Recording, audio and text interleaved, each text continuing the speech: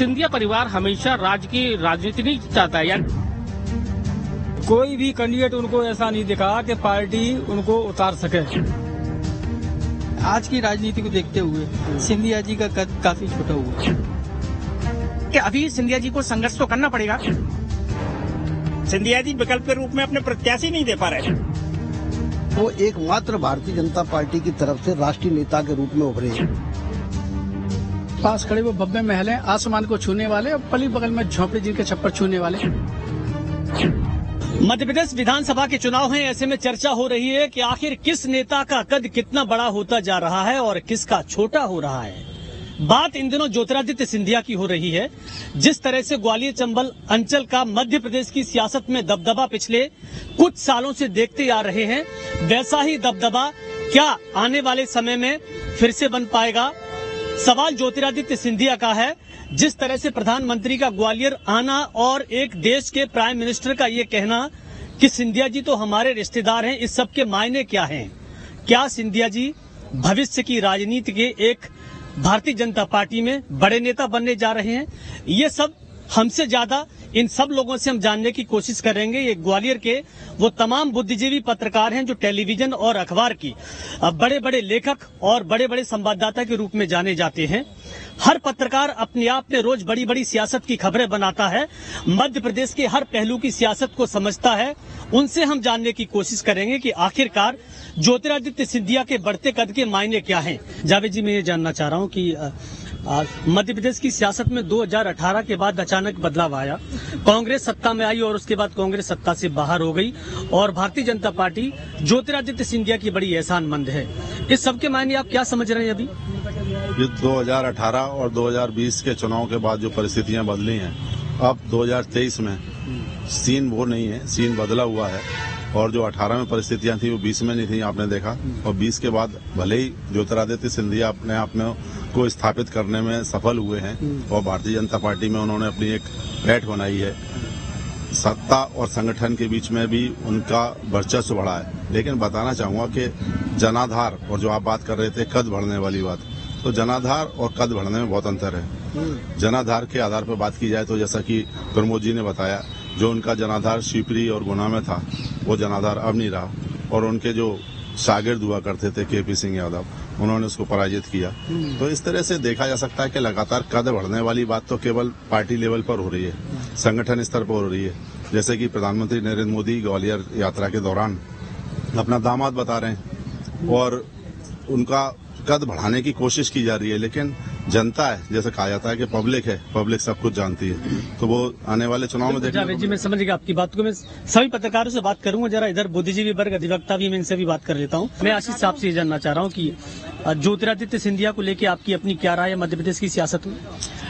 ये तो आने वाला समय ही बताएगा कि कौन कितना कद पा रहा है और कितना पद नहीं पा रहा है। बस दो बातें कहूंगा कि पास खड़े वो भव्य महल हैं, आसमान को छूने वाले, और पली बगल में झोंपड़ी जिनके छप्पर छूने वाले। इस चीज को ध्यान देना आवश्यक है। कोई भी पार्टी हो, उनको वो घर भी देखने जिनके छप्पर छू रहे हैं, टपक रहे हैं, महलों की अपेक्षा उनका चिंतन करना आवश्यक है। हाँ बिल्कुल, देखिए चिंतन करना आवश्यक है। इनका कहना है कि घर भी देखें, महल भी देखें। विनोद शर्मा है, मैं इनसे जान लेता हूँ। विनोद जी, मैं जानना चाह रहा हूँ कि आप भी लगातार तमाम कवरेज करते रहते हैं सिंधिया जी के साथ अक्सर। ज्योतिरादित्य सिंधिया का जो संकेत मिल रहा है भारतीय जनता पार्टी में, वो रास्ता कहाँ जा रहा है? देखिए, प्रधानमंत्री जी जब ग्वालियर आए थे सिंधिया स्कूल कार्यक्रम में, तो उन्होंने जो बातें कही, उनका मायना बाद में क्या होगा नहीं होगा ये तो बात अलग है। लेकिन अभी मध्य प्रदेश में कोई सीएम चेहरा नहीं है बीजेपी पे। और प्रधानमंत्री मोदी द्वारा अगर जिस तरह से उनकी तारीफ करना, उनको अपने संबंध बताना, उनके ससुराल के परिवार के स्कूल में उनका पढ़ना और स्कूल में पढ़ना बताना, तो ये कहीं ना कहीं जनता के बीच में एक ठीक मैसेज ये गया है कि हो सकता है कि आने वाले समय में सिंधिया के हाथ में बागडोर मध्य प्रदेश की दी जाए। तो चुनाव के समय अगर इस तरह से कोई भी बयान दिया जाता है तो उसके मायने बदल जाते हैं हर चीज के। नासिर जी, मैं ये जानना चाह रहा हूँ आपसे कि एक तरफ शिवराज सिंह चौहान हैं, नरेंद्र सिंह तोमर हैं, बीजेपी के और तमाम बड़े कद के नेता हैं, दूसरी तरफ ज्योतिरादित्य सिंधिया। कभी राजनीति में यह संभव हुआ है कि प्रधानमंत्री आके ये कहें कि ये तो मेरे रिश्तेदार हैं, इसके मायने बाकी और नेताओं पे क्या पड़ने वाले हैं? देखिए, इसलिए पढ़ने वाले हैं कि अगर देखा जाए तो मध्य प्रदेश में बीजेपी के पास ऐसा कोई नेता नहीं है जो भीड़ को इकट्ठा कर सके शिवराज के छोड़ के। तो एक नेता को तैयार करने की तैयारी है, एक नए नेता को तैयार करने की तैयारी है जो भीड़ को जमा कर सके। और आप देखेंगे कि कांग्रेस में जब थे उतना उनमें परिवर्तन नहीं था, उनके भाषणों में इतना अंदाज नहीं था, इतना रोचकपन नहीं था, लोग भीड़ जमा हो जाती थी। लेकिन अब जिस तरह से वो भाषण दे रहे हैं, जिस तरह से वो एक्टिविटीज कर रहे हैं, एकदम चल के बिल्कुल रैंप के, जिस तरह से आपने देखा होगा कि सिंधिया जी भी उसी स्टाइल में मंच पर खड़े होकर नहीं दे रहे बल्कि चल चल के भाषण दे रहे हैं, शिवराज जी की स्टाइल। तो एक नया, और जहां तक उनके चुनाव लड़ने की बात है तो ये याद रखिए, सिंधिया परिवार हमेशा राज्य की राजनीति नहीं चाहता है, यानी कि किंग मेकर बनना चाहता है, कभी किंग बनना नहीं चाहता। और ये मैं कह रहा हूं कि आने वाले लोकसभा चुनाव में वो चुनाव लड़ेंगे, उसकी तैयारी उन्होंने शुरू कर दी है। यानी कि जो उनकी बैकडोर से एंट्री थी, अब वो मेनडोर से एंट्री करना चाहते हैं। वरिष्ठ पत्रकार हैं, ग्वालियर के, सालों से लिखते चले आ रहे हैं देवश्री जी। मैं ये जानना चाह रहा हूं कि जिस तरह की चर्चा हो रही है, कोई कह रहा है कि लोकसभा लड़ेंगी, कोई कह रहा है कि उनका जनाधार कम होता जा रहा है, आपको क्या लग रहा है? भारतीय जनता पार्टी में कभी आपने अपनी याददाश्त में देखा है कि किसी एक नेता की इतनी तारीफ करना, वो भी बराबर के समकालीन नेताओं के सामने? नहीं, बिल्कुल, ये तो पहली घटना है, क्योंकि व्यक्तिगत तौर पर प्रधानमंत्री द्वारा और खास तौर पर नरेंद्र मोदी जैसे प्रधानमंत्री द्वारा अगर किसी राजनेता की तारीफ की जाती है और वो भी पार्टी में थोड़े समय पहले आए हैं, तो इसके सिर्फ राजनीतिक नहीं और भी मायने निकलते हैं। और मायना ये भी निकलता है कि वो मध्य प्रदेश की राजनीति में आज की तारीख में अगर हम देखेंगे तो वो एकमात्र भारतीय जनता पार्टी की तरफ से राष्ट्रीय नेता के रूप में उभरे। एकमात्र मैं इसलिए कह रहा हूँ कि उनको छोड़कर बाकी जितने भी राष्ट्रीय नेता थे वो सब विधानसभा के प्रत्याशी भी हैं। तो विधानसभा के प्रत्याशी के साथ आपको ये भी लिखना पड़ता है कि केंद्रीय मंत्री और विधानसभा के प्रत्याशी, तो वो आपको जो है एक उनके कद को जो है इंगित करता है। तो ज्योतिरादित्य सिंधिया, जैसा कि पहले भी कहा रहा था, अटकलें मीडिया में भी लग रही थी और मैं लगातार ये कह रहा था कि ज्योतिरादित्य सिंधिया विधानसभा का चुनाव नहीं लड़ेंगे। आपके चैनल पर ही आपने ही मुझसे पूछा था और मैंने ये कहा भी था। उसका कारण यही था कि मुझे ये पहले से आभास हो रहा था कि ज्योतिरादित्य सिंधिया को पार्टी हाईकमान अब बॉटम से ऊपर टॉप पे ले जाने की तैयारी में कर रही है। और 2000, जैसा कि नासिर गौरी ने कहा कि अब जो 2024 के बाद 24 में जो बैटल होने वाला है उसमें वो सबसे बड़े नेता के रूप में रहेंगे। अब दिशा निर्देश ये देखने का है कि चुनाव परिणाम कैसे आते हैं, क्योंकि सब कुछ अपने हाथ में नहीं होता है, परिणाम बहुत कुछ डिसाइड करते हैं। तो विधानसभा के चुनाव परिणाम अगर अनुकूल आते हैं, ज्योतिरादित्य सिंधिया अपने समर्थकों को जिताने में कामयाब हो जाते हैं, तो निश्चित तौर पर वो एक राष्ट्रीय नेता के रूप में मध्य प्रदेश का नेतृत्व करेंगे। बिल्कुल, देखिए, एक बहुत बड़े चैलेंज वाली बात कही है देवश्री जी ने कि अगर वो अपने समर्थकों को जिताने में कामयाब हो जाते हैं तो शायद उनका कद बड़ा हो जाए। बृजमोहन शर्मा जी से बात कर लेते हैं। बृजमोहन जी, हम ये जानना चाह रहे हैं आपसे कि क्या ज्योतिरादित्य सिंधिया के सामने अपनी ही पार्टी में कहीं चुनौती है? जैसा कि देवश्री जी बता रहे थे कि जिता लेते हैं तो नहीं, चुनौती तो है, क्योंकि वो कांग्रेस छोड़कर के बीजेपी में आए हैं। अब उसके बाद दो बातें ज्यादा मायना रखती हैं कि यहाँ आने के बाद टॉप लीडरशिप से उनकी कनेक्टिविटी कैसी है और नीचे कार्यकर्ताओं के साथ उनका संवाद या संबंध किस तरह का है।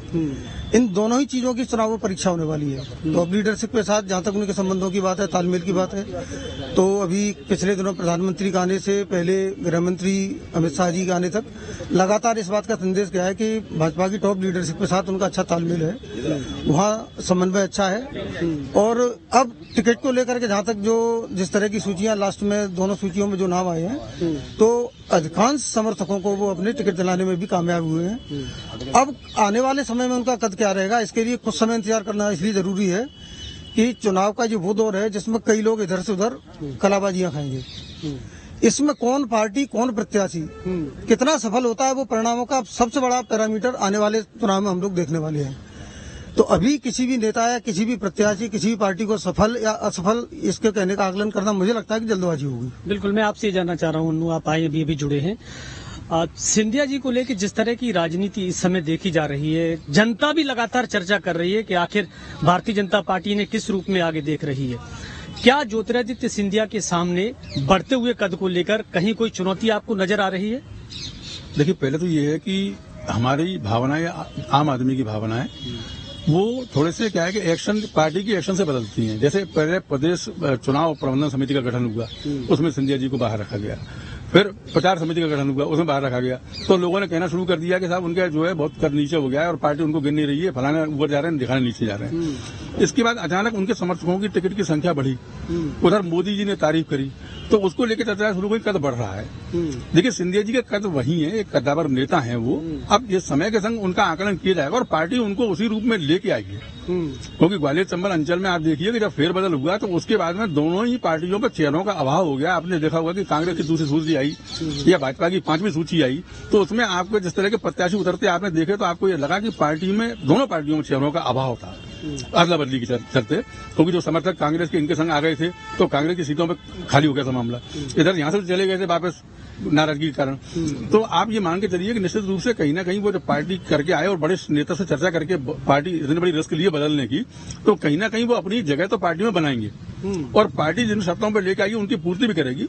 मैं आपसे ये जानना चाह रहा हूँ, क्या ज्योतिरादित्य सिंधिया मुख्यमंत्री बन सकते हैं मध्य प्रदेश के, भारतीय जनता पार्टी अगर सरकार बनाती है तो?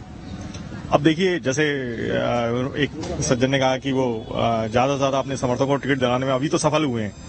अब कितने उनमें से कैंडिडेट जीत के आते हैं और क्या समीकरण रहता है, हालांकि अब जैसे ओबीसी की राजनीति का उबाल एमपी में सामने आ रहा है, कांग्रेस उसको डिफेंड अभी तक तो नहीं कर पाई है क्योंकि शिवराज सिंह चौहान एक ओबीसी के रूप में चेहरा है। सिंधिया राजघराने से भी कई बार माधवराव सिंधिया, स्वर्गीय माधवराव सिंधिया थे, वो भी एक बार दिग्विजय सिंह के साथ कंपटीशन हुआ तो ओबीसी वाला फैक्टर उन्होंने भी सामने रखा। तो अब देखते हैं कितना सामने ओबीसी वाला फैक्टर आ रहा है, क्योंकि कैंडिडेट तो वही, सीएम कैंडिडेट वही होगा जो इन सब जातियों को लेकर चले। बिल्कुल, बहुत बड़ी बात आपने कही है। लावा जी, मैं आपसे ये जानना चाह रहा हूँ, जो टिकट वितरण हुआ विधानसभा के चुनाव में, उसमें ज्योतिरादित्य सिंधिया अपने ज्यादातर प्रत्याशियों के टिकट ले गए जो कांग्रेस छोड़कर इनके साथ आए थे, तो उनको जिताकर ही बड़ा कद हो पाएगा कि पार्टी अलग से ही उन पर कोई कृपा कर रही है? देखिए साहब, जीतना तो उनका जरूरी है अगर कद बड़ा करना है तो, पर ये जनता के हाथ में है। इसमें दो चीज बड़ी अच्छी क्लियर हुई इस बार कि एक तो ये जो राजनीति का जो रेगिस्तान दिखा कि कोई भी कैंडिडेट उनको ऐसा नहीं दिखा कि पार्टी उनको उतार सके, और जिताऊ प्रत्याशी तो बिल्कुल भी नहीं। तो इसलिए ये द्वारा से ये फ्यूज बल्ब ट्राई किए गए। माया सिंह जी हैं, उनको उतारा गया, क्या माने है, सीधे सीधे जीती हुई स्थिति अपने को लग रही है सामने वाले कैंडिडेट की। इसी तरीके से प्रवीण पाठक जी के सामने कोई आदमी था ही नहीं इनके पास और लंबे समय तक नहीं रहा। बिल्कुल, मैं समझ गया आपकी बातों को। विपक्ष के पास चेहरे नहीं, आप बात कर रहे हैं। मैं आपसे ये जानना चाह रहा हूँ कि विपक्ष के पास चेहरे हों, उनकी लड़ाई ज्योतिरादित्य से नहीं है। क्या ज्योतिरादित्य सिंधिया की लड़ाई अपनों से है, आपको लग रहा है? कहीं ना कहीं तो है।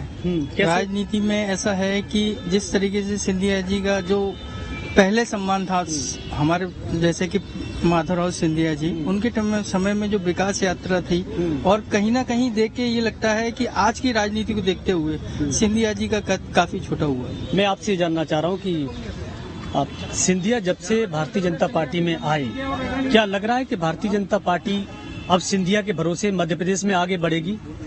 ऐसा नहीं है, क्योंकि उनके खिलाफ भी जो पहले भाजपा कार्यकर्ता थे, इनके समर्थक सिंधिया जी के, वो नाराज हैं क्योंकि सिंधिया उनके पुराने कार्यकर्ता थे, वो कह रहे हैं कि हमें जगह नहीं मिलती है सिंधिया जी जब से आए हैं, तो उससे भाजपा को लाभ नहीं मिलने वाला। भाजपा को लाभ।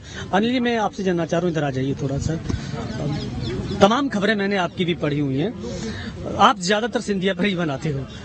ज्योतिरादित्य सिंधिया जितनी खबरों में चर्चा में है, इतनी ही सियासत में चर्चा में रहने वाले हैं। देखिए, ज्योतिरादित्य सिंधिया उस पार्टी से आए हैं, कांग्रेस से, जहां वो बताया जाता है कि ग्वालियर चंबल अंचल में वो सर्वे सर्वा हुआ करते थे। अब बीजेपी में आने के बाद उनको कई संघर्ष भी करने पड़ेंगे, क्योंकि यहाँ कई कद्दावर नेता भी हैं, नरेंद्र सिंह तोमर हैं, संगठन के भी तमाम ऐसे बड़े नेता हैं।